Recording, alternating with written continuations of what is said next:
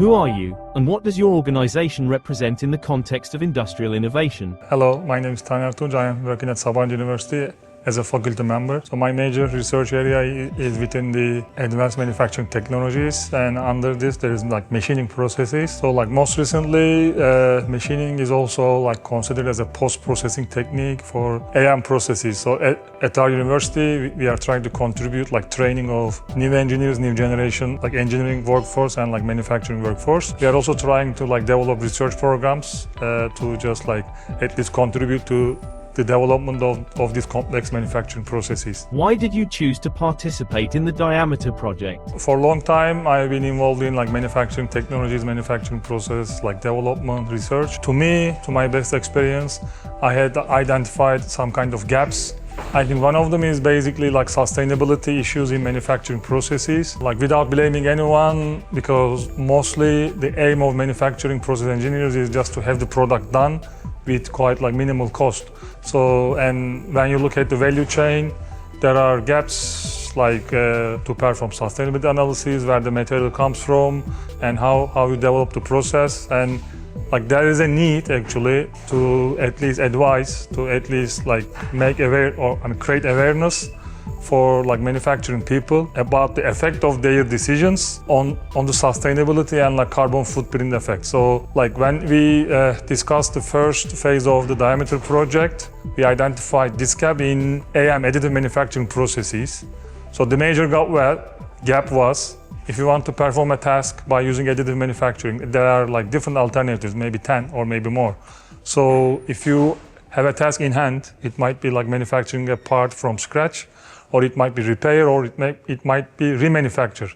So there is not any tool to just suggest or to compare which additive manufacturing process will be more sustainable, will be like better in different aspects. Because I wouldn't like to say optimization, but like process selection is a like multi-objective decision, multi-criteria decision problem. What is your specific role within the project? One of the major roles in the project is coordination. So we are trying to coordinate the project from the technical point of view, like financial point of view, and also like meetings, organizing meetings, keeping the partners together and motivated. Because this is a 4 years of project, motivation always needs to be up. And the other role is like technical contributions. We want to just deploy our expertise in machining processes. When we say expertise in machining, we have expertise in like modeling of machining processes, which can predict what will happen in the process about cutting forces, shutter stability, like vibration. So there is a link between machining and additive manufacturing process. If you assume that additive manufacturing is a like near net shape process, depending on the technique you have, you usually need machining at least like couple of features to bring it down to the final shape, final tolerances. These are mostly down to 50 micron or maybe, so when we say 50 micron, this is less than a thickness of a hair actually, so this is very tiny. And then if you want to perform a machining process after additive manufacturing, what will be the effect of the chosen additive manufacturing process to your tool life, to your process conditions, to your like machining process. So we are trying to deploy our expertise in machining process modeling on the machining of additively manufactured metals. What excites you the most about the Diameter project? So Diameter project aims to really fill a gap as it's like first kind. When you look at the development of the CAD/CAM systems, we have AI tools, we have machine learning and CAD/CAM tools right now perform like quick computations about the geometry, like machine tool. But there's a gap about like awareness of the like carbon footprint and like sustainability. When you make a decision as a process planner on the screen, you just see the predicted cycle time. But this is just a very small part of all the manufacturing value chain. So this is here in this project, as it is like trying to create an awareness in this aspect. I think this is really exciting.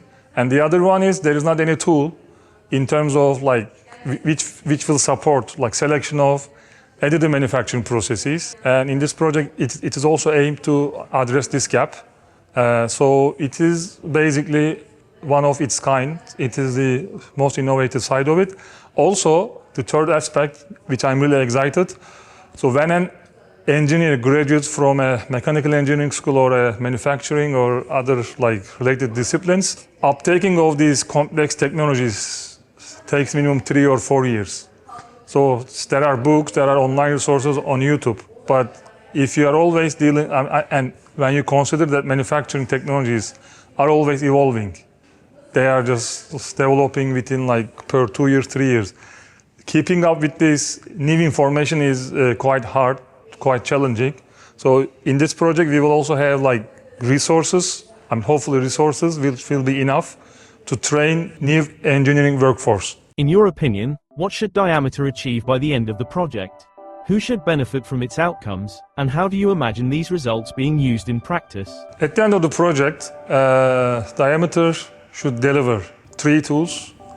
The first one is like process planning at the mix or at the intersection of additive manufacturing and machining, so that you will see when you change one parameter at the first phase additive, how it will affect machining, so that you will have an understanding. Then the second tool will be about like sustainability or life cycle assessment tool, which will again give you a good understanding about the effects of your decisions at the process planning.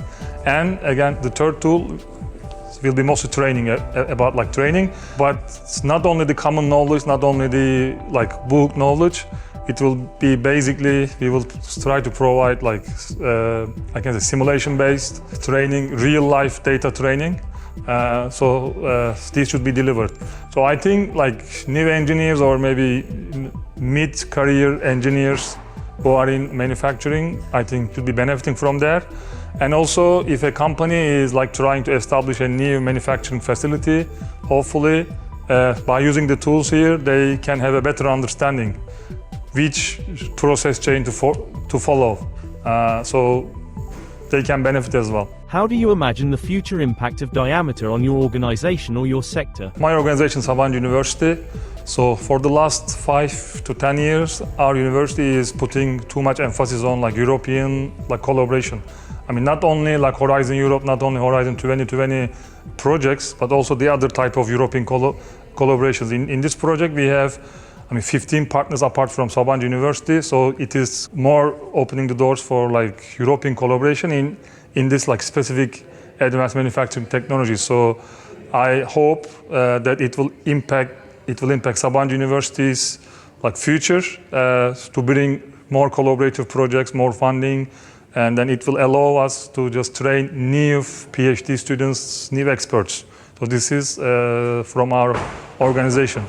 And if I want to talk about the sectoral impact, I really would expect that if these tools are like deployed to industry, used by people, and actually we will try to validate and demonstrate the use of these tools through like minimum 4 use cases, that it will affect industries or manufacturing industries transition to a like greener future. I can say that just one project will not solve all the problems, all the issues, will not address all of them, but at least if we can create this awareness, I think it will be the major impact. Another impact about, or like from the sectoral point of view, it is not only the machines, it is not only the like physical manufacturing itself. To be able to manufacture a part, you are mostly using computer-aided manufacturing tools like CAD. These are called as CAD/CAM. In those tools, there is not any kind of like environmental impact analysis, actually. There is not any kind of understanding because, from the, let's say, like, I think from the very old times of manufacturing, it's always urgent. At least to my last 20 years of experience, I also worked as a manufacturing engineer on the shop floor about like 3-4 years. When we have a new manufacturing project coming from a company, it's always urgent. Can you manufacture it in 1 month, in 2 months? So then your objective is like trying to come up with a feasible process. Then you mostly ignore its environmental impact. But right now, at least in Europe, the things are changing. So at least, like, maybe we can name like Germany. They are asking the companies that they should at least like report these effects. So as now, in almost all of the CAD/CAM systems, there is no awareness. So then, if you are responsible, or if you are asked to report your effect, you are a bit hopeless. You don't have any tool to calculate. Yes, you may monitor the power of the machine, but this is just one aspect. And again, if you want to design sustainable processes, which will which will decrease your carbon footprint, again, in your CAD/CAM system, right at the process design, you should have this awareness. It may not be very accurate. I mean, it may not be 100% accurate, but at least if you can compare, when you compare these, it will help you to understand. And from the training perspective, the new engineers will be graduating with this sense of understanding, let's say.